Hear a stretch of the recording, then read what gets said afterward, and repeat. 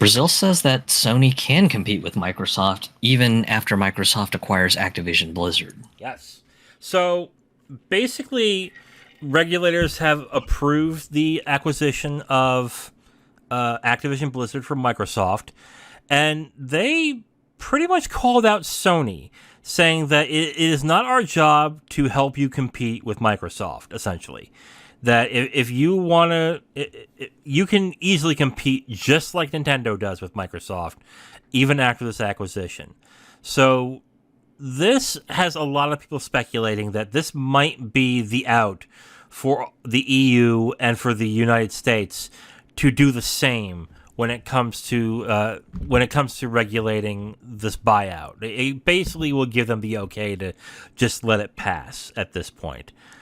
And with the announcement that the possibility that the U.S. regulators are going to announce their decision in November, a lot of people are starting to think that's what's going to happen. Zero, what did you think when Brazil announced that they're allowing the acquisition of Activision Blizzard?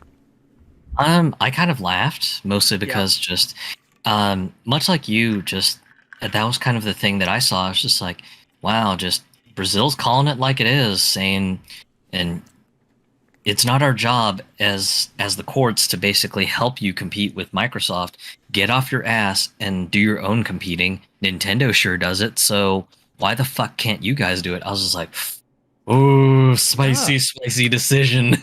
Yeah, exactly. And this is why I was just floored with why Jim Ryan is going so hard on this, and how I think it's going to hurt him in the end. Like, this is my prediction, and I may very well be wrong, but I think when this blows over and he loses and he spent so much time and energy trying to stop this when clearly it was going to happen anyway, I think he's out of the job after this because he's making Yeah. Sony look really bad. Like, and we mentioned it last week too. You're making it sound like that if this happens, you just can't compete. You can't do anything. You can't. You're just done. You're throwing in the towel. It's over. It's not fair. And if you let this go, we're doomed. We're gonna go out of business. We have nothing. There's nothing like we can't compete, which is absolute bullshit. It always has been at this point, mind you. Okay, Microsoft has been full of shit on this too. I mean, in order to battle back Sony on their claims, they've been doing some pretty silly things to battle this back too. Which, okay, fine, but Sony just looks awful in this, and sure enough, like, and we've talked about this a couple of times throughout the past few months, like at no point did I even like. I think maybe at one point I thought maybe this won't go through, but in the back of my head I'm like, no, this is going through. This is not. This is not going to be, especially with how favorable most of these countries are when it comes to big corporations. They're going to allow it to go through. It's not. It's not that big. It's not going to be that. Like, to me, and I think the main thing too also is that Sony is a Japanese company, and if Sony was a United States company, maybe there would have been a chance. But since it's a Japanese company, I think they're looking at this and going, just compete, whatever. I mean, in all fairness, I mean the Japanese companies have been ruling the video gaming industry for since the dawn of time.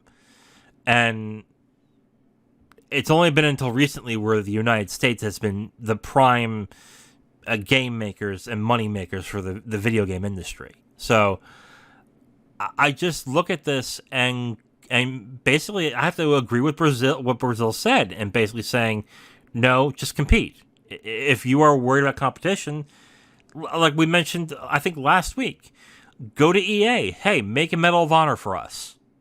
Make it exclusive. Or, hey, let's have an exclusive for a Battlefield. Or bring back Resistance. Do that. Like, do something.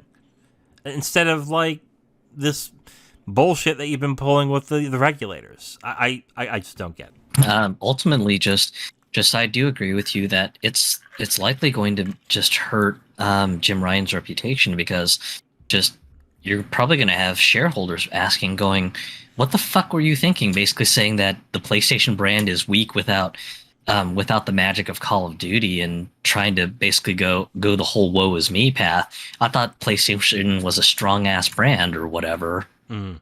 So I imagine that this will likely just cause him a good deal of trouble as well too, when it comes to the stockholders, because I imagine the stockholders are probably just going to go, yeah, so now that you guys don't have the exclusivity on Call of Duty anymore, what now? Are you guys literally doomed, like what you were saying to the Brazilian regulators, or do you guys have some sort of magic bullet to solve this problem?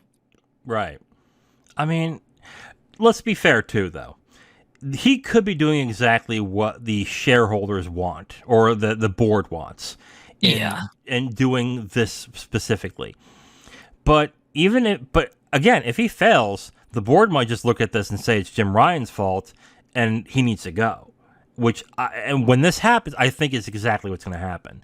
I'd say after this all is finalized and go through, give it 6 months, and either Ryan will step down, or he may. I don't know. I don't think they'll fire him. I think he'll step down in 6 months. I think he will essentially relinquish his duties. He'll get a nice payout, and then somebody else will take over.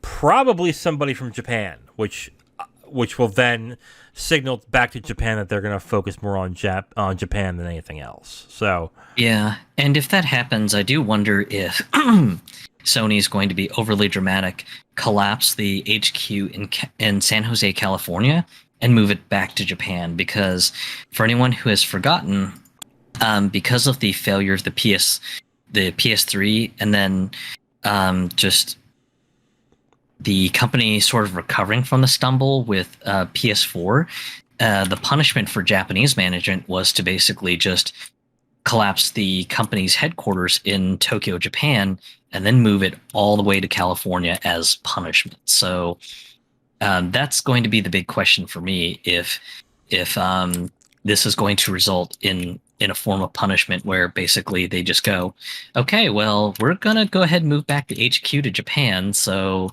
this is the punishment for failing on this. yeah, Because yeah, just it was dramatic, and just probably a very expensive thing to do too. So with the whole moving the entire headquarters to San Jose, so yeah, it just has me questioning and wondering if we're just going to see basically the opposite of that, and just PlayStation management in Japan going, okay, well, as punishment for just the Americans failing, okay, well, we have to move the PlayStation headquarters all the way back to Japan now. I don't think that will be the case, because I think more money is made in the U.S. than in Japan at this point. So I don't think they'll go that far. What I think might happen is that they'll have somebody who speaks both languages to head up PlayStation, and they'll still headquarter it. They'll still quote unquote headquarter it in San Jose, but the CEO of PlayStation will essentially be located in Tokyo. I think that's more or less what's going to happen. They're going to keep operations and all that stuff in the U.S. because that's where the money is. But the person who's leading it will be like part-time go to San Jose, but he'll mostly stay in Tokyo to be closer to, I guess, the higher-ups in Sony, is what my opinion is on that. I think that's what's essentially is going to happen there. I mean, do you believe that the buyout, the purchase will go through at this point? Yeah, I mean, pretty much just this whole Brazilian case was kind of like a fun thought exercise of, okay, well, what if Sony's little dramatic crying about, oh my God, if we don't have Call of Duty, we'll be doomed, was a fun thought exercise of, oh shit, what if this whole thing does get derailed? And I mean, I'll kind of admit it too. Just the way how things were going, I thought that this was a real chance to possibly derail the entire thing. Yeah. But to see the Brazilian SEC equivalent basically go, yeah, it just doesn't sound like you guys have been doing enough to compete on your own, and you're trying to get government intervention. Well, we've got news for you. Go fucking figure it out yourself. Yeah. And since it's an outside company, especially in the U.S., I really don't see the U.S. stepping in and saying, "Oh no, we won't allow it," because another thing that people need to recognize too is that Microsoft's very entrenched into the U.S. government. So if Microsoft wants something, they can pull some strings to make it happen. So unfortunately, that's how our government works. But I don't see them, unless it was really egregious, I don't see them losing this. So I think at this point, Microsoft has it in the US, they have it in Brazil, and I think because of that, I don't see the EU bucking the trend and saying, "Oh, we're going to do something different." No, they'll at most, if they say we have issues with it, pay a fine, and then Microsoft say, "Okay, here's $1 billion. Can we have it now?" Sure. Yeah, here's Okay. $1 billion. This is just cost of doing business. No, this is no scratch off our back, anyways. Yeah. So, yeah, that'll be it at this point. Thank you for listening to this podcast segment. The Capital Games podcast is done every week, and we post it on all your favorite podcast apps, as well as segments on YouTube. If you want to listen to another segment, you can listen to a new one right there on the screen. We also do a movie podcast called the Capital Games Movie Club. If you'd like, you can go ahead and click on that and see all the movies that we have reviewed from that point. Thank you for listening, and we hope to hear from you soon.